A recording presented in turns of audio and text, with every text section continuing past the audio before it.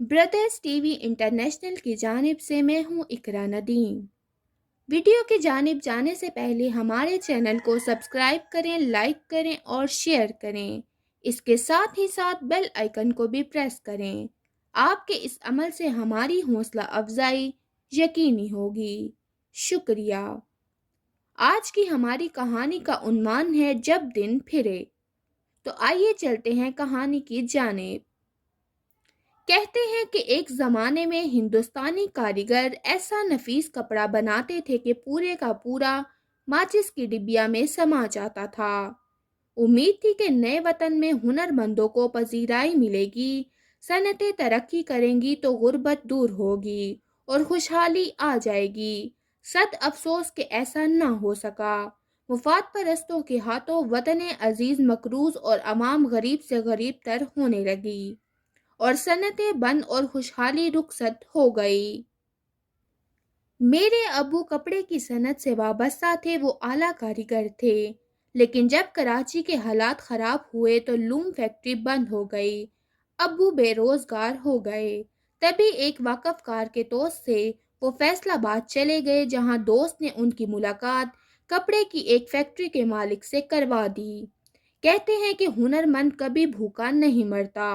अब्बू ने अपने हुनर से साख बना ली और सेठ उनकी कदर करने लगे।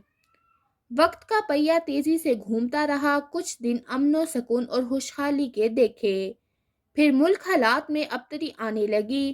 कुछ साहब इक़्तिदार लोगों ने गलत हिकमत अमली और नामुनासिब पॉलिसियों के बाइस वतन अजीज़ को खसारे में डाला और अवाम का धड़न तख्ता कर दिया। महंगाई, रिश्वत सतानी से बढ़कर लोड शेडिंग का अजाब बाइस तजलीली हो गया और सनतें फ़रोग पाने की बजाय खसारे में जा गिरी। कई फैक्ट्रियों को ताले लग गए और बेशुमार मजदूर बेकार जिंदगी गुजारने लगे। मेरे वालिद साहब भी उन्हीं मुतासरीन में से थे जो हालात की जिद में आ गए थे। अब्बू जिस फैक्ट्री में काम कर रहे थे वो भी बंद हो गई। नौबत यहाँ तक आ पहुंची कि दाल रोटी के लाले पड़ गए। कोई और कारोबार करना चाहा तो उल्टे कर्जदार हो गए। जब कर्ज ख्वा दिन रात दरवाजे पीटने लगे तो जीना हराम हो गया। तब वालिद साहब ने शहर छोड़कर गांव जा बसने की ठान ली। हमारे दादा की थोड़ी सी जमीन गांव में थी। वालिद साहब ने कभी उधर का रुख ना किया था। अब सोचा कि बेरोजगारी से बेहतर है कि अपनी जरी जमीन को आबाद किया जाए, ताकि दो वक्त की रोटी का आसरा हो। हम दो बहनें और दो भाई थे। चारों ज़ेरे तलीम थे। कमाने वाले सिर्फ अब्बू थे और अब्बू को कोई दूसरा हुनर नहीं आता था। वो मैट्रिक पास थे। नौकरी का मिलना भी महाल था। अम्मी से मशवरा किया। उन्होंने भी सलाह दी कि हाँ, गांव चलते हैं और अपनी ज़मीन जाकर आबाद करते हैं। वालिद साहब ने अपनी ज़मीन पर मकान तमीर करवा लिया और हमको लेकर यहाँ से चले गए। ये एक छोटी सी बस्ती थी। यहाँ के मकीनों की हालत भी कुछ ज़्यादा ठीक ना थी, मगर वो अपनी ज़िंदगी में खुश थे। यहाँ हर घर में अनाज और कुछ माल मवेशी थे, सो उसी को अपना मुकद्दर जानकर मुतमईन ज़िंदगी गुजार रहे थे। हमने मजबूरन यहाँ की ज़िंदगी इख्तियार कर ली। अब्बू बेरोज़गार थे। यहाँ ना आते तो खाते कहाँ से और ज़िंदा कैसे रहते। थोड़ी सी रकम अब्बू के पास थी, जिससे आधा कच्चा आधा पक्का मकान तमीर करवा लिया गया। सो शहरी आसाइश का सामान फरोख्त करके हम सादा जिंदगी के दौर में दाखिल हुए। घर से कुछ फासले पर पक्की सड़क थी जो शहर को जाती थी। उसी सड़क के किनारे एक लड़कों और दूसरा लड़कियों का सरकारी स्कूल था। हम भी देहात के उन स्कूलों में जाने लगे, लेकिन जल्द ही मेरे भाई स्कूल जाने से जी चुराने लगे। उनका कहना था कि यहाँ ना उस्ताद आते हैं और ना पढ़ाई होती है। सारा वक्त लड़के आपस में लड़ते झगड़ते रहते हैं। स्कूल जाकर वक्त ज़ाया होता है। हम शहर के स्कूलों में पढ़ चुके थे। यहाँ के माहौल की आदत नहीं थी।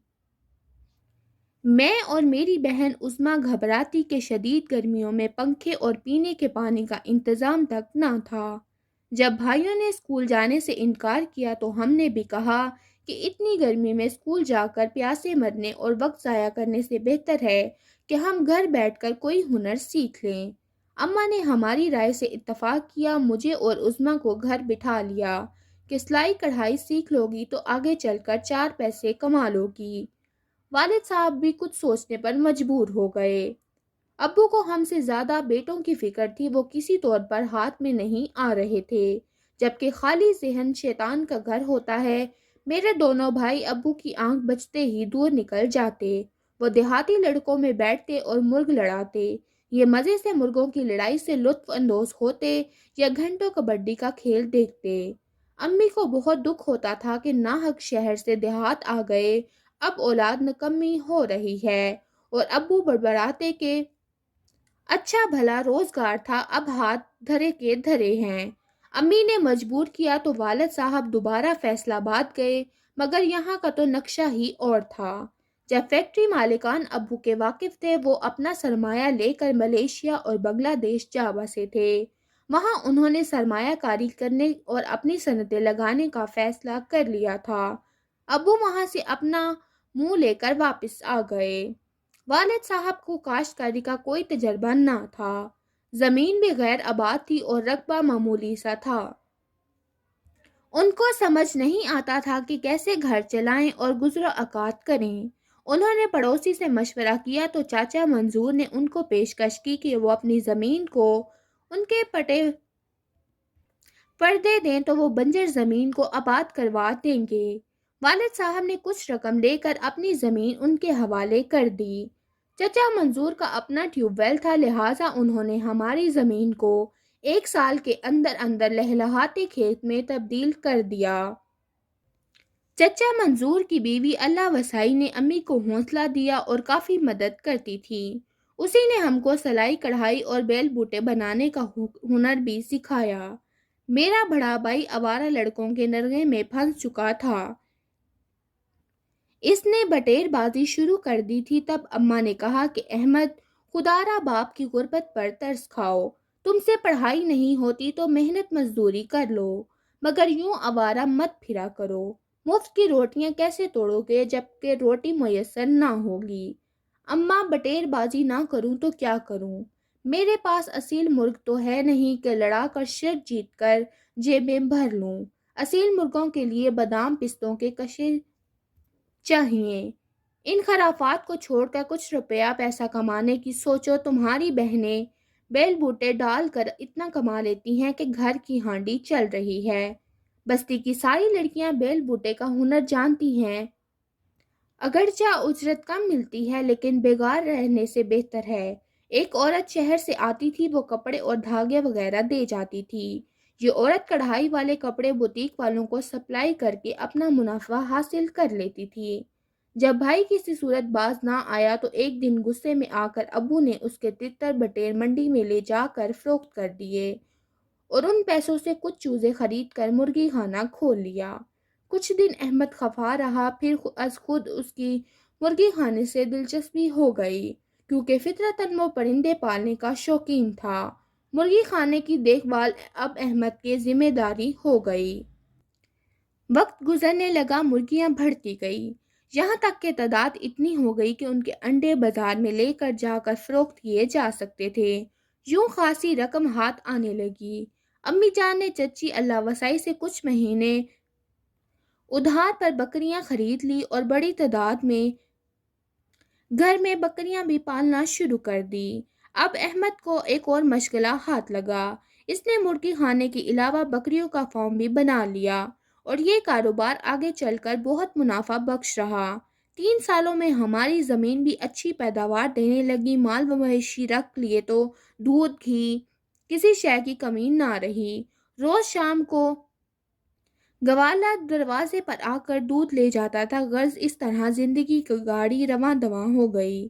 میرا چھوٹا بھائی بہت ذہین تھا، ابو نے اس پر بہن کے پاس شہر ملتان بھجوا دیا۔ ہمارے پھپھا اسکول کے ہیڈ ماسٹر تھے، وہ خود اس کو پڑھاتے تھے۔ اس طرح میرے بھائی نے FSC میں بہت اچھے نمبروں سے پاس کیا تو پھپھا نے اس کو انجینئرنگ کالج میں داخلہ دلوا دیا اور اس کی تعلیم کا خرچہ بھی وہ خود اٹھانے لگے۔ وہ میرے بھائی کو اپنا داماد بنانا چاہتے تھے۔ بستی کی بچیوں کو امی جان قرآن پاک پڑھاتی تھی اور میں ان کی سلائی کڑھائی کرتی تھی۔ یوں ہم بہنوں کی زندگی کا ایک مقصد متعین ہو گیا۔ میری پھوپھی کے 2 بیٹے تھے اور ایک بیٹی زلیخا، جس سے ہماری بہت دوستی تھی۔ ان کے بڑے بیٹے کا نام ریاض تھا، ان سے میری نسبت طے تھی، اور میری بہن کی شادی ان کے چھوٹے بیٹے فیاض سے ہونا تھی۔ ریاض نے FSC کی تو میرے ساتھ اس کی شادی کی تیاریاں ہونے لگی۔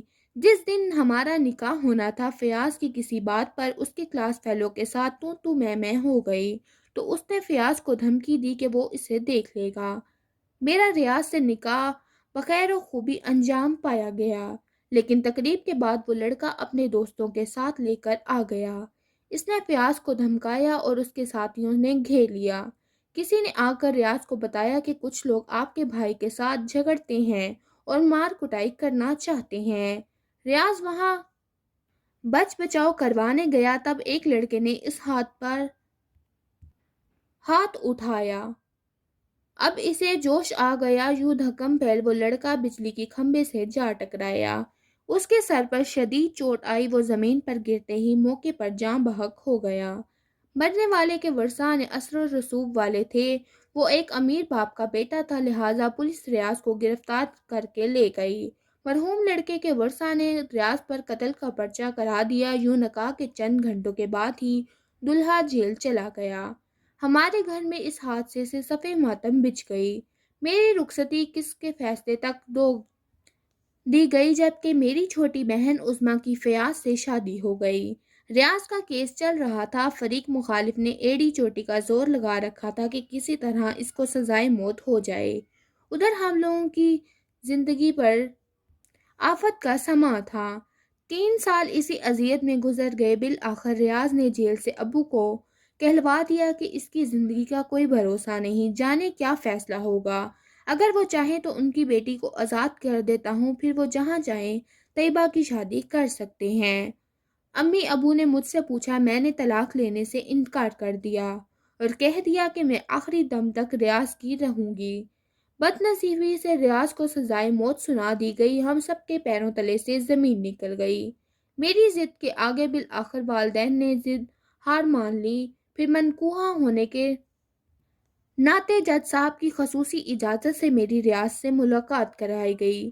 میں نے اسے تسلی دی کہ اللہ تعالیٰ ضرور ہماری دعائیں سنے گا، مایوس نہ ہو، رحم کی اپیل کی گئی ہے۔ یقین ہے کہ اللہ ہم کو ساتھ زندگی گزر کرنے کا موقع عطا کرے گا۔ اب والدین چاہتے تھے کہ میرا رشتہ کہیں اور طے کر دیں، مگر میں اللہ تعالیٰ کی رحمت سے مایوس نہ تھی۔ میں نے دن رات دعائیں کی، بالآخر میرا یقین رنگ لے آیا۔ اللہ تعالیٰ نے کرم کر دیا اور رحم کی اپیل منظور کر لی گئی۔ سزائے موت قید میں بدل دی گئی۔ میرے محبوب کو جیل ہو گئی اور میں ان کے ملنے کی آس پر زندگی گزارنے لگی۔ ابو کے مالی حالات اب کافی سدھر چکے تھے۔ زمین آباد ہو چکی تھی، پیداوار پر گزارا ہو رہا تھا، زمین کی قیمت بھی بڑھ گئی تھی۔ کہتے ہیں کہ وقت بدلتے دیر نہیں لگتی۔ اب ہمارے در پر بھی خوشحالی دستک دے رہی تھی۔ چھوٹے بھائی کی تعلیم کا آخری سال تھا، پھر وہ پڑھائی سے فارغ ہوا تو بہت اچھی کمپنی میں ملازمت مل گئی۔ چھوٹا بھائی آفیسر تھا تو بڑا بھائی اپنا بزنس کر رہا تھا۔ میری بہن اپنے گھر کی سکھی تھی، لیکن میں نے محبوب کی یاد میں زندگی گزارنے کا عہد کر رکھا تھا۔ خدا خدا کر کے 3.5 برس کے بعد ریاض کو رہائی ملی۔ میرے انتظار کی اذیت ختم ہو گئی۔ اب جب وہ دن یاد کرتی ہوں تو لرز جاتی ہوں کہ اللہ ایسی مصیبت کسی دلہن پر نہ لائے کہ نکاح کے چند گھنٹوں بعد ہی اس کا سہاگ جیل کی آہنی سلاخوں کے پیچھے چلا جائے اور کسی کے قتل کے الزام میں سزائے موت کا منتظر ہو۔ ریاض ایسے نرم دل انسان تھا کہ چڑیا کا بچہ نہیں مار سکتے تھے تو کسی کا قتل کس طرح کر سکتا تھا۔ انہوں نے بھی کبھی سوچا نہ تھا کہ بچ بچاؤ کرانے کی کوشش میں کسی کا دھکا لگنے سے وہ لڑکا جاں بحق ہو جائے گا اور قتل کا الزام ان پر آ جائے گا۔ یہ سب مقدر کے کھیل ہیں۔ اللہ کا لاکھ لاکھ شکر ہے کہ آزمائش کے وہ کڑے دن بھی بیت گئے اور اب ہم خوش و خرم زندگی گزار رہے ہیں۔ ہمارے 2 بچے ہیں۔ سچ کہا کسی نے کہ جسے اللہ رکھے اسے کون چکھے۔